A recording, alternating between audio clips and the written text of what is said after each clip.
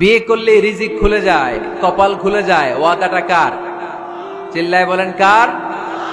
বিয়ে করেন, সফল বানায় দিবে কে? এজন্য বিয়ে করতে রাজি আছেন তো সবাই?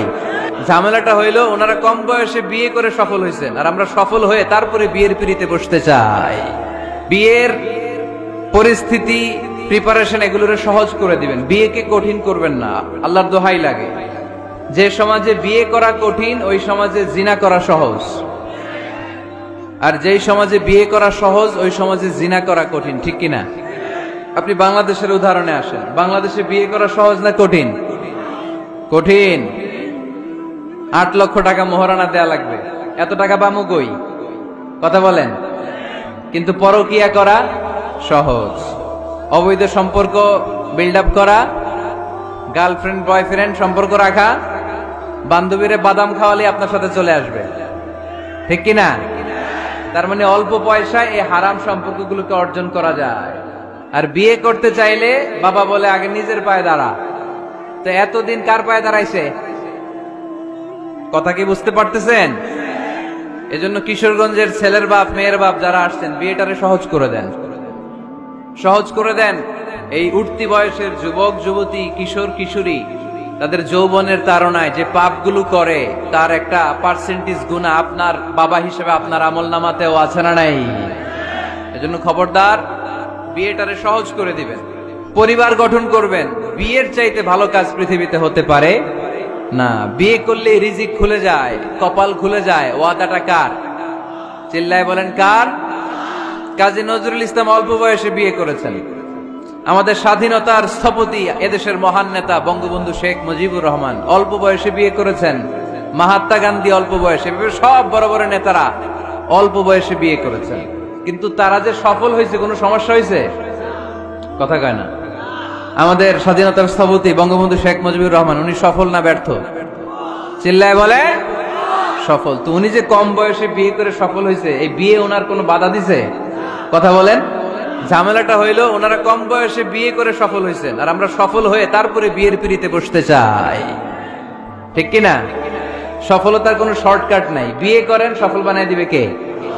এজন্য বিয়ে করতে রাজি আছেন তো সবাই? সবাই রাজি? যারা একটা করছেন তারাও হাত তুলছেন। আজকে খবর আছে বাড়িতে গেলে। আল্লাহ তুমি কবুল করো। কিশোরগঞ্জের যে যুবক ভাইরা আজকের মাহফিলে এসে মাহফিলটারে সার্থক করলো, তাদেরকে তুমি সাইয়েদনা ওমরে ফারুকের মতো ইমানি তেজ দাও। ইসলামকে বিজয়ী শক্তি হিসেবে দেখার জন্য যত স্যাক্রিফাইস, নাজরানা পেশ করা দরকার সব পেশ করার তৌফিক দাও। তো কোরআনে মানুষের নামে সূরা আছে, প্রাণীর নামে আছে। যেমন প্রাণীর নামে আপনারা বলছিলেন সূরা বাকারা। বাকারা মানে কি? গাভী। মৌমাছির নামে আছে সূরাতুন নাহাল। তারপর মাকড়সার নামে আছে সূরাতু আনকাবুত।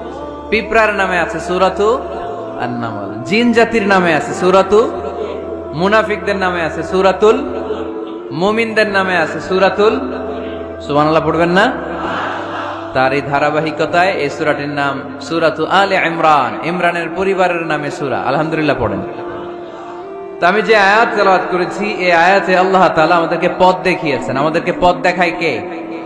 আমি যদি কোনদিন পথ ভুলে যাই, হাত ছানি দিয়ে কাছে নিও, মমতার বন্ধনে আমায় বেঁধে সব ভুল ক্ষমা করে দিও। আমি যদি কোনদিন পথ ভুলে যাই, হাত ছানি দিয়ে কাছে নিও,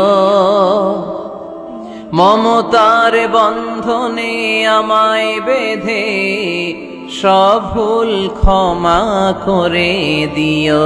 পড়েন আমিন। আমরা সিরাতুল মুস্তাকিমের পথে চলতে চাই কি চাই না? এজন্য আমরা প্রতিদিন বলি ইহদিনাস সিরাতাল মুস্তাকিম। সবাই পড়েন ইহদিনাস সিরাতাল মুস্তাকিম। O Allah, show us the right path, show us the correct path. তো আল্লাহ তাআলা এই সূরার 133 নম্বর আয়াতে আমাদেরকে পথ দেখিয়েছেন। পথ দুইটা, জোরে বলতে হবে কয়টা?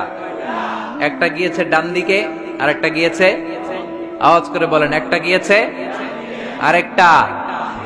নাও দ্য ডিসিশন ইজ ইয়ার্স। সিদ্ধান্ত আপনার, আপনি কোন পথের পথিক? আপনি কি ডানে যাবেন না বায়ে যাবেন? বুঝে শুনে সিদ্ধান্ত নিতে হবে কোন দিকে যাব। ডানে আছে ক্ষমা আর জান্নাত, ডানে কি আছে? আর বায়ে আছে আল্লাহর রাগ, ক্রোধ আর জাহান্নাম। সো সিদ্ধান্ত আপনাকে নিতে হবে আপনি কোন দিকে যাবেন। মনে থাকবে কোন দিকে। এজন্য রাব্বুল আলামিন বলেন ওয়াসারিউ ইলা মাগফিরাতিম মির রাব্বিকুম ওয়া জান্নাতিন আরদুহাস সামাওয়াতু ওয়াল আরদু উইদ্দাত লিল মুত্তাকিন। সুবহানাল্লাহ পড়েন। ওয়াসারিউ ইলা মাগফিরাতিম মির রাব্বিকুম, ছোট ধাবিত হও, প্রতিযোগিতা করো রব্বে কারীমের দরবারে, ক্ষমা প্রাপ্তদের খাতায় নাম তুলো, ক্ষমার জন্য প্রতিযোগিতা করো আর জান্নাত লাভের প্রতিযোগিতা করো। আদেশটা কার? আমরাও ছুটি, আমরাও প্রতিযোগিতা করি, দুনিয়া কামানোর প্রতিযোগিতা, ঠিক কিনা? কেমন করে পৃথিবীতে ভালো থাকা যায়, কেমন করে অন্যের মেরে নিজের জায়গা জমি বাড়ানো যায়, কেমন করে দুর্বলের উপর অত্যাচার করে সমাজে সবল হওয়া যায়, কেমন করে প্রতিযোগিতার লড়াইয়ে ক্ষমতার দাপট দেখানো যায়, এগুলোর প্রতিযোগিতা। কেমন করে পেঁয়াজের দাম বাড়িয়ে দিয়ে খেটে খাওয়া মেহনতি মানুষের কষ্ট বাড়ানো যায়, কেমন করে দেশের সাধারণ জনগণের মধ্যে গুজব ছড়িয়ে দেওয়া যায়, এগুলোর প্রতিযোগিতা, যাতে মানুষের কষ্ট হয়, যাতে আল্লাহ লানত তার উপর আসে। কিন্তু মুমিনরা কখনো এ ধরনের প্রতিযোগিতায় নামতে পারে। মুমিনরা যাবে ডানে না বায়ে? সবাই বলেন। ডানে আছে ক্ষমা আর জান্নাত। ডানে আছে কি? আর উত্তর দিতে হবে আমার প্রশ্নের। ডানে আছে কি? আর দুইটা জিনিস আছে। এক নম্বরে ক্ষমা, দুই নম্বরে আওয়াজ করে বলেন, এক নম্বরে, দুই নম্বরে। এই দুইটা আমরা চাই কি চাই না? আল্লাহ বললেন সারিউ ইলা মাগফিরাতিম মির রাব্বিকুম, রবের পক্ষ থেকে ক্ষমার দিকে ছোট, ওয়া জান্নাতিন, আর এমন জান্নাতের দিকে ছোট, আরদুহাস সামাওয়াতু ওয়াল আরদ, যে জান্নাত আকাশ জমিন বিস্তৃত। জান্নাতের মধ্যে তো খুব ধাক্কাধাক্কি হবে আজকের মাহফিলের মতো না? এত জান্নাতীরা, এত মানুষ যে জান্নাতে যাবে, তারা কি আরামসে বসতে পারবে? কি বলেন? বুঝে শোনা বললেন। এরকম ধাক্কাধাক্কি হবে না আজকের মতো? ফেরেশতারা লাঠি নিয়ে নামবে, বাঁশি নিয়ে, কিশোরগঞ্জের মতো ধাক্কাধাক্কি হবে? আলহামদুলিল্লাহ পড়েন। কোনো ধাক্কাধাক্কি নাই, কোনো ঠেলাঠেলি নাই, কোনো কিলাকিলি নাই, আছে খালি আরাম, আছে খালি। আর জাহান্নামে আছে বেরাম। জাহান্নামে কি? বেরাম। আরদুহাস সামাওয়াতু ওয়াল আরদ, আল্লাহর প্রকাশ ভঙ্গিটা দেখেন, এক্সপ্লেনেশন সিস্টেম। আল্লাহ বললেন আকাশ জমিন বিস্তৃত জান্নাতের জন্য তোমরা প্রতিযোগিতা করো। বিশাল জান্নাত, ঠেলাঠেলি নাই। আল্লাহ রাসূল সাল্লাল্লাহু আলাইহি ওয়াসাল্লাম বললেন ইন্না মিসরাঈন মিন মাসারি'আল জান্নাহ মা বাইনা মাক্কা ওয়া হাজার।